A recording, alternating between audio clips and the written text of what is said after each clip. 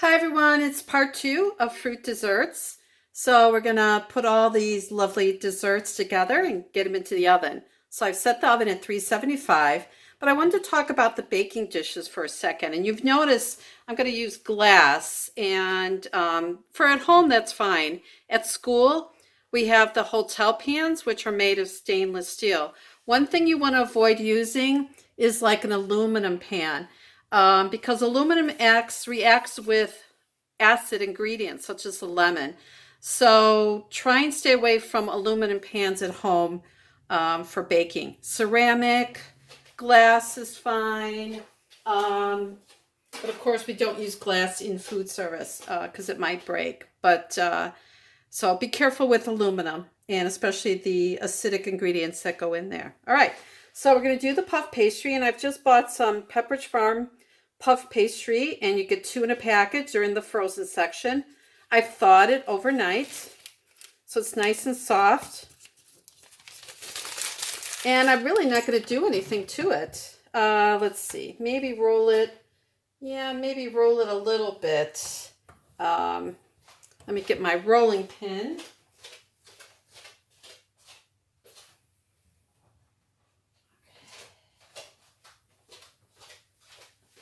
All right, so I'm going to just roll it a little wider. Let me move this so I can roll. Just a little bit longer, I think. I think the width is fine. Just a little bit more length. Remember, puff pastry will puff up quite a bit, but if I roll it, it'll still be flaky. All right. Maybe just a touch more. Okay. Now, anytime you have fruit that's going to bubble up, you want to put a place for the steam to escape. So I'm going to put some decorative cuts into the puff pastry and do it before you put it on top. So I'm going to do these cute little daisy flowers. Look at how cute. Adorable. And it's going to give the steam a place to escape so it doesn't explode anywhere at once. There we go. Wow, so cute. So spring. Okay, take them out. Oh, this guy didn't cut good enough. There we go. Okay, let's get this guy out. Maybe give it a little twist. Some came out pretty easy. There we go. And then, so you could just do, if you didn't have a cutter like this, you could just do some knife cuts. That will work as well. All right, let's get the cherry back.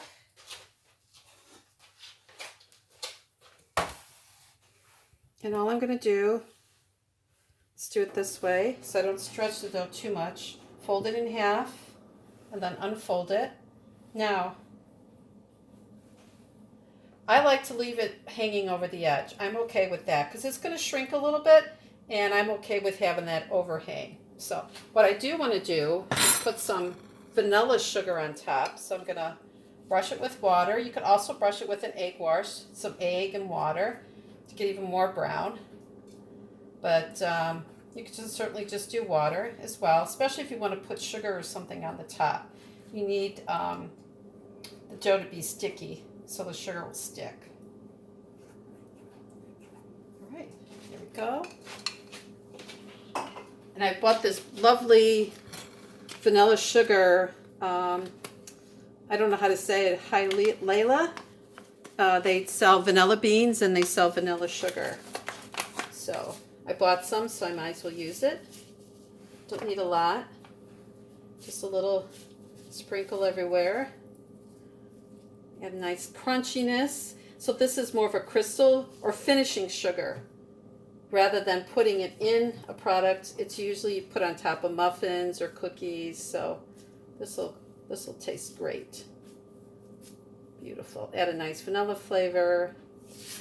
And there you go. That's all I'm going to do. And then off to the oven for this. So let me go ahead and put it in the oven while you wait. All right. And so I'm going to know when it's done when the crust is nice and brown and bubbly. So usually around 35, 40 minutes, depending on how much fruit you have in the pan. All right, next one we're going to do is the peach. So I bought some frozen peaches and thawed them. This is a 2-pound package of frozen peaches. And there's definitely a good amount of juice in there, which is fine. That'll mix with the cornstarch and help thicken it. But there's no reason for me to do anything but the old-fashioned mixing method here. I don't need to cook the peaches. They're fairly soft. They don't need a long cooking time. Okay. We're going to put some berries in. So I want to show you how I do my berries at home. So when I buy berries, I like to spread them out like this. This way they last you longer. You can see if there's any ones that are starting to go bad. Pull out any leaves or anything that you don't want in there. If there's one that's kind of sickly looking, you can pull it out, and they'll last much longer laying out like this than in the package. All right, so for this one, I'm going to be crazy here, raspberry and blackberry. Actually, I grew up in Chicago, and we had a black raspberry tree, and I love black raspberries, but they're very hard to find. And I went on Amazon today, and they were selling a 4.5-pound package of black raspberries for $90. I'm like, oh, I don't need them that bad, but it does bring back memories for me. So just give this a good stir. So peaches are really good with any of these. Blueberries as well. So you see I have another glass dish. Now I'm going to mix all the other ingredients right in this dish. All right, so sugar. Want a good amount of sugar. This is probably about 1.25 cups. Depends on the peaches. I tasted one. You know, you can always taste the fruit first. Yep, add it all. And see, I'm just going to mix it right in here. Now, obviously, if you're making this for 100 people, you're going to do it in a big bowl. But for this small amount, this is fine. Why dirty another bowl? Okay, so this is the old-fashioned method, just kind of tossing everything. That little bit of lemon juice, about a teaspoon or so. Good. A little bit of salt. Let's add a tiny bit of salt, not a lot, just a little bit. Perk up all the flavors. And then I want starch. Now I know I usually measure everything, but in this case, you know, I want enough starch to thicken it, but it's spooning out, so it doesn't have to be super set. So just a good amount of starch to coat all the fruit. And so it's important that you make sure the filling is bubbling and that it's been boiling before you pull it out of the oven. The crisp topping will look nice and brown. And you want to see that everything is bubbling around it. So it's important that you put this glass dish on a pan. You don't want to put this direct in the oven, because if it does start to boil over, then you're going to have this filling, sugar filling all over the oven. All right, that's all you have to do. Make sure it's all mixed in here. All right, so that's done. You get a pan. All right, put it on a sheet pan. Now I'm going to put my streusel topping on. And if I have extra streusel left over, I can stay in the fridge for 2 months. And that way, if you're in the mood to make a quick fruit crisp of any kind, you have it made. Just kind of level it out. Yeah, I'm not going to use it all. There we go. Beautiful. Nice big chunks of butter. Perfect. The oats in there. Beautiful. All right. Figure again about 40 minutes for this one as well. Let me get this into the oven. All right. And last but not least, our plum blueberry. So here were the plums that we cut up into the dishes. So now I'm going to put them into a bowl so I can mix it with all the ingredients. Right, plum and blueberry is a really classic combination, but certainly any of these berries would work as well too. So I'm just going to eyeball how many blueberries. Probably most of that 1 pound package. So obviously the blueberry is my secondary fruit. The plum is the main. Perfect. All right, there you go. So same with this. Let's get this out of the way. Sugar. This is about 1 cup. A little bit of lemon juice. You know what? I'm going to get wild and crazy. I think I'm going to add some of the vanilla sugar.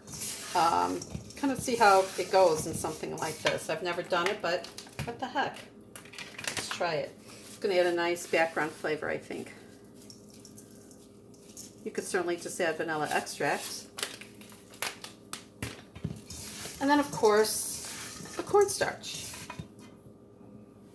All right, so again, good sprinkling. All right. Again, these are individual dishes, so I'm not too worried about it being super thick because it's going to be served right inside the dish. All right, give it a good stir.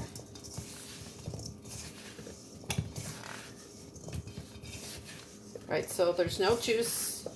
Plums really don't create a lot of juice. Peaches and nectarines do, though. Plums, not so much. Okay. All right. Just make sure they're nice and coated. Looks great. What's nice about, the sugar is if you don't want a lot, you can really cut back. So they're not super sweet. So that's why I don't really give a measure. I taste how sweet the fruit is when it's raw, so then I know. Remember, as fruit ripens, especially like peaches, nectarines, and plums, they become a little sweeter. So these aren't too sweet. They're definitely a little on the tart side. All right, now I'm going to put it back in the dishes.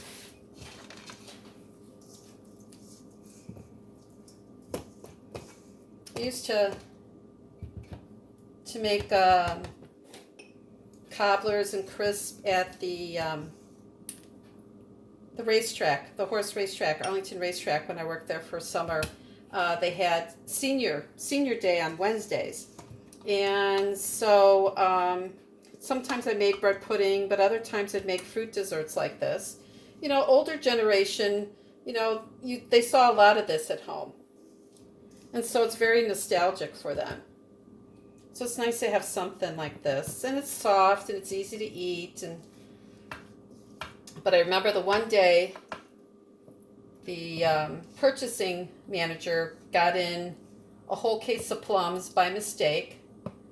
And she said, "Can you do something with them?" And sure enough, I did a plum blueberry cobbler or crisp, something like that for senior day, and they loved it. Just loved it. So it's nice to be able to come up with something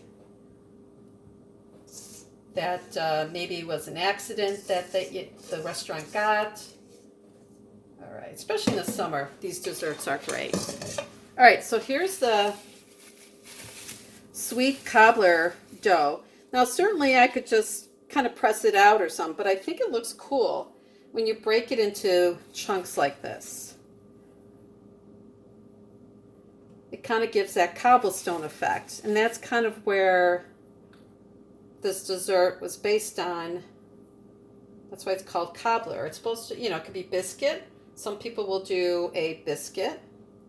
I've sometimes done a biscuit, but of course I put a little bit more sugar than a savory biscuit. But then I also make it a softer, scoopable biscuit that will spread a little bit. So you could certainly do something like that. I've seen all kinds of variations to that as well, but I like this dough a lot. I used it one of the places I worked at, and I like it because of its simplicity, and it doesn't taste biscuity. It tastes more like a short dough cookie crumbled on top, so that's what I like about it. I think at the restaurant we rolled it out into pieces and put a whole piece on top, but I kind of like this. I kind of like the look. I made one of these last night to see how this would work in pieces, and it came out perfect. I loved it. All right. Oops. So I didn't show you how to make this because it's a simple cookie dough. No eggs, no leavening, no vanilla even. Certainly you could if you wanted to, but you don't need to. Because you really want to have the customer focus on the filling and how wonderful that fruit is. Okay. Don't be afraid to pile it high because, again, as the fruit bakes, it's going to collapse. So come back for part 3, and I'll have all of this out of the oven, and you can see how beautiful it is. I might as well use up the rest of this dough. Like I said, don't be afraid to pile it high. People love the topping. It's like frosting. They love frosting, so they're going to love this topping. All right. And so now I don't have to worry about for the steam to escape because there's little pockets where the steam can escape. So you really only want to worry about that when you would have like one solid piece of pie dough or puff pastry dough. All right, so there we go. That's it for part 2. And I can't wait to show you what they look like when they're all finished. All right, see you soon. Bye.